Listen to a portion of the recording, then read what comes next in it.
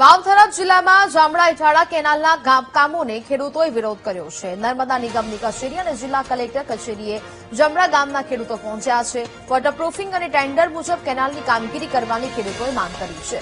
કેનાલના કામમાં ગેરરીતિ અને ભ્રષ્ટાચારના ખેડૂતોએ આક્ષેપો કર્યા હતા। તપાસ અને જવાબદારો સામે કાર્યવાહી કરવાની પણ ખેડૂતોએ માંગ કરી છે। તંત્ર તરફથી ન્યાય નહીં મળે તો કોર્ટમાં જવાની પણ ખેડૂતોએ ચીમકી ઉચ્ચારી। જિલ્લા કલેક્ટરે તપાસની ખાતરી આપ્યા બાદ ખેડૂતોમાં સંતોષની લાગણી છે। આજે નર્મદા નિગમ ખાતે અને કલેક્ટર ઓફિસે આવ્યા હતા અને અમને સાહેબે ખાતરી આપી છે કે વોટરપ્રૂફ કામ કરી આપશે અને સંતોષકારક કલેક્ટર સાહેબે જવાબ આપ્યો છે।